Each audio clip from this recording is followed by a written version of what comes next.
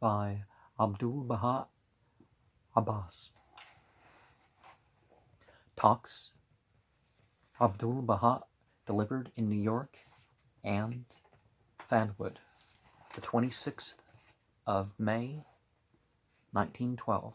Talk at Mount Morris Baptist Church, 5th Avenue and 126th Street, New York. Notes by Esther Foster.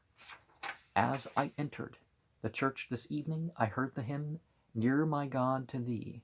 The greatest attainment in the world of humanity is nearness to God. Every lasting glory, honor, grace, and beauty which comes to man through nearness to God. All the prophets and apostles longed and prayed for nearness to the Creator. How many nights they passed in sleepless yearning for this station. How many days they devoted to supplication for this attainment, seeking ever to draw nigh unto Him. But nearness to God is not an easy accomplishment. During the time Jesus Christ was upon the earth, mankind sought nearness to God, but in that day no one attained it save a very few, His disciples. Those blessed souls were confirmed with the divine nearness through the love of God. Divine nearness is dependent upon attainment to the knowledge of God, upon severance from all else save God. Lucifer, Venus, versus Saul, the sun. So think about that. There has to be so the seeking out, accomplishment, the finding the knowledge, showing it in a way that attaches to the sun principle.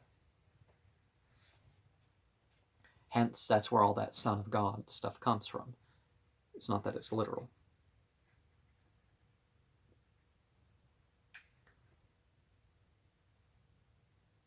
It is contingent upon self-sacrifice and to be found only through forfeiting wealth and worldly possessions.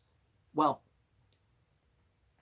for their sake, you can give in charity, but you don't have to be poor per se. That's not necessary. It is made possible through the baptism of water and fire revealed in the Gospels. Water symbolizes the water of life, which is knowledge, and fire is the fire of the love of God. Therefore, man must be baptized in the water of the love of God. Therefore, man must be baptized with the water of life, the Holy Spirit, and the fire of the love of the kingdom. Until he attains these 3 degrees, nearness to God is not possible. So water, fire, spirit. Until he attains these 3 degrees, nearness to God is not possible. This is the process by which the Baha'is of Persia have attained it. They gave their lives for this station, sacrificed honor, comfort, and possessions, hastened with the utmost joy to the place of martyrdom. Battle. Their blood was spilled, their bodies were tortured and destroyed, their homes pillaged, their children carried into captivity. They endured all these conditions joyfully and willfully. Through such sacrifice, nearness to God is made possible. And be it known that this nearness is not dependent upon time and place. Nearness to God is dependent upon purity of the heart and exhilaration of the spirit. Through the glad tidings of the kingdom, consider how pure a well-polished mirror fully reflects the effulgence of the sun, no matter how distant the sun may be. As soon as the mirror is cleaned and purified, the sun will manifest itself.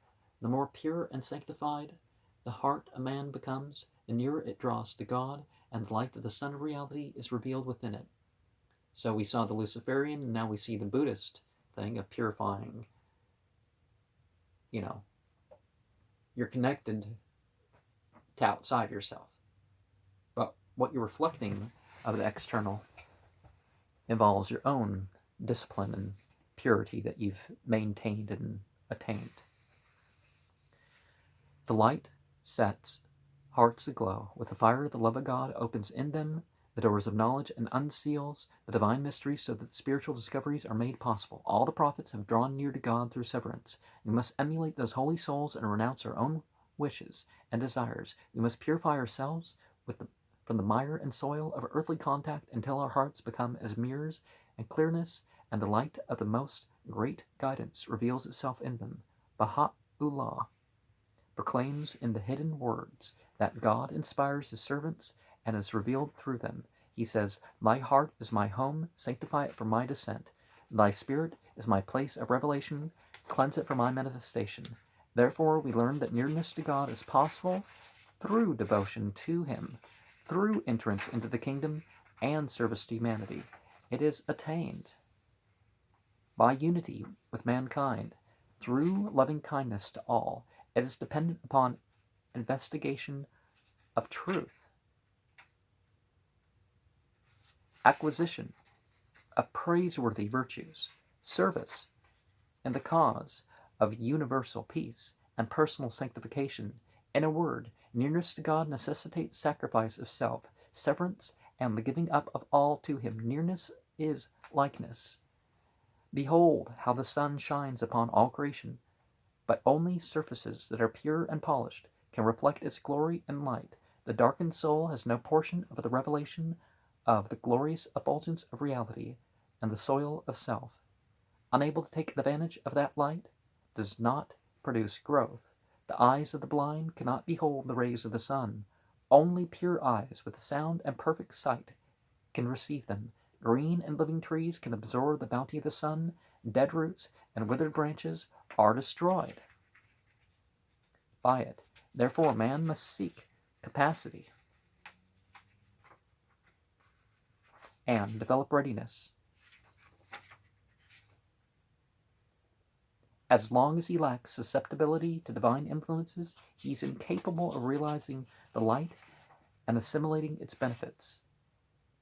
Sterile soil will produce nothing, even if the cloud of mercy pours rain upon it 1,000 years. We must make the soil of our hearts receptive and fertile by tilling, in order that the rain of divine mercy may refresh them and bring forth roses and hyacinths of heavenly planting.